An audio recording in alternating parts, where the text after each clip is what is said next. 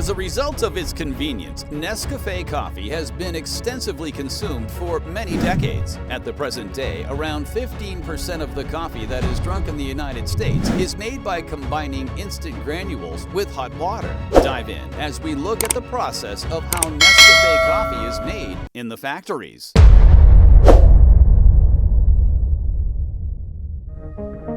Primary components. In the beverage coffee business, just 2 of the 50 types of coffee beans that are known to exist dominate. Coffee Arabica varietals, which are cultivated mostly in Latin America, India, and Indonesia, have a taste that is relatively moderate and, as a result, command a higher premium. Also, due to the fact that each individual coffee cherry must be manually plucked at the pinnacle of its maturity, harvesting them may be considered to be much more costly. On the other hand, coffee Robusta varietals, which are mostly cultivated in Africa, India, and Indonesia, have a more robust taste. However, they are more cost-effective to cultivate because they can be collected at a wider range of maturity and are more resistant to illnesses and insects. Furthermore, they are often employed in the production of instant coffees due to the fact that their pricing is more appealing than that of other varieties. Nescafé coffee manufacturing. Extraction. The process of making instant coffee starts with the brewing of coffee in extraction equipment that is specifically designed for great efficiency. A series of 5 to 8 columns of coffee beans are the medium through which water that has been softened is circulated. In the first step of the process, the water is sent through a series of hot cells, which are heated to the temperatures ranging from 140 to 180 degrees Celsius. At least some of these cells work at pressures that are greater than the atmospheric pressure. The most savory components are then extracted by passing them through 2 or more cold cells at a temperature of around 100 degrees Celsius. A heat exchanger is used to bring the extract down to around 5 degrees Celsius. Additionally, solids make up 20 to 30% of the coffee extract by the time this cycle is over.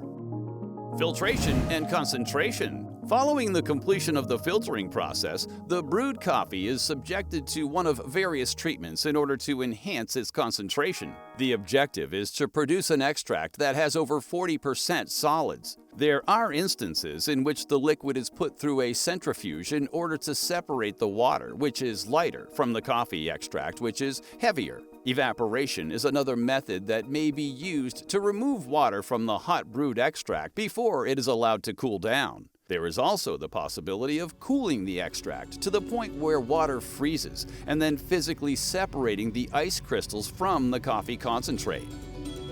Recovery of aromatic volatiles.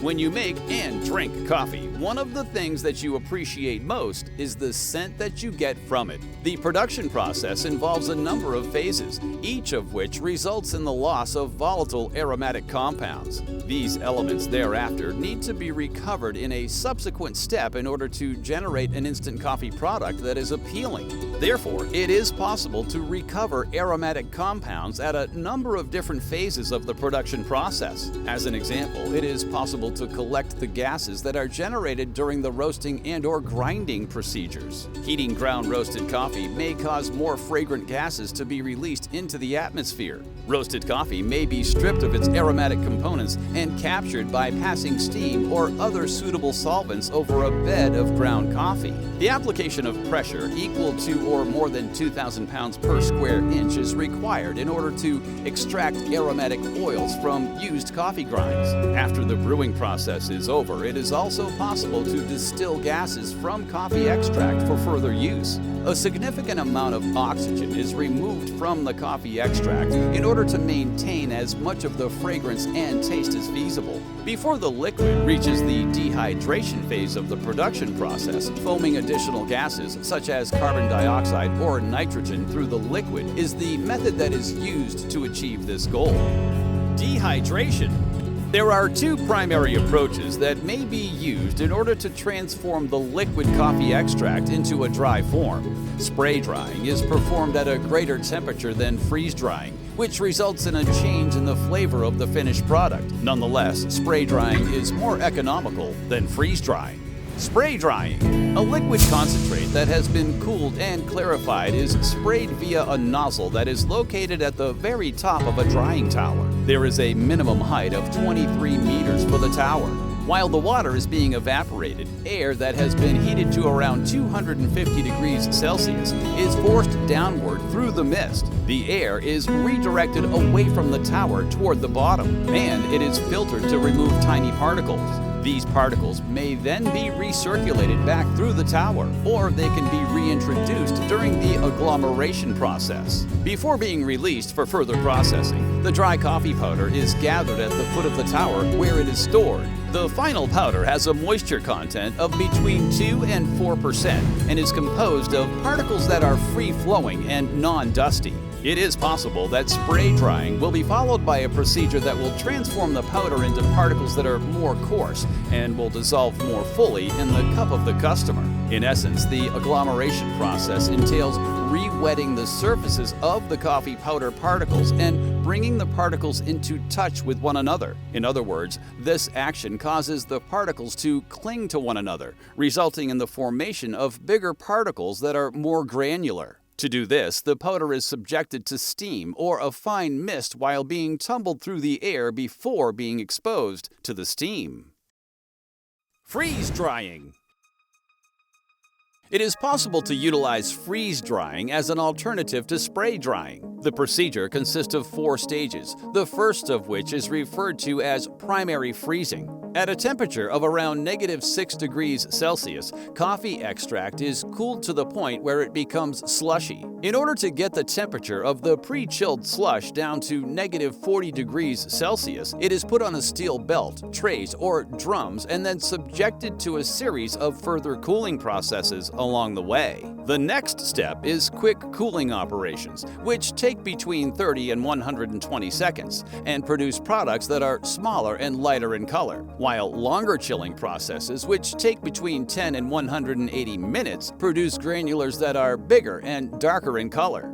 In preparation for the drying process, the slabs of ice are first broken up into smaller pieces and then crushed into particles of the appropriate size. For the purpose of ensuring that the particles are of the appropriate size, they are sieved, and those that are too tiny are melted and sent back to the main freezing step. After being frozen, the particles are then transferred to a drying chamber, where the ice is allowed to evaporate and then removed from the chamber under the appropriate conditions of heat and vacuum. Aromatization. Spraying volatile scents that have been collected from previous phases in the production process onto the dried coffee particles is the next step in the overall process. Packaging. These particles of instant coffee are hygroscopic, which means that they take up moisture from the surrounding air. Because of this, they need to be packed in a container that is resistant to moisture and under circumstances of low humidity in order to ensure that the product remains dry until it is bought and opened by the customer. In addition, the product is packed in an environment with low oxygen levels, often carbon dioxide or nitrogen, in order to avoid the disappearance of its scent and taste. Byproducts and waste. The most significant waste product is the spent coffee grounds that are produced during the brewing process. These grounds are burned by at least one factory in order to heat water and produce steam, both of which are vital to the production process. By optimizing the use of the raw materials, the process is meant to be more ecologically friendly, hence reducing the amount of waste products produced.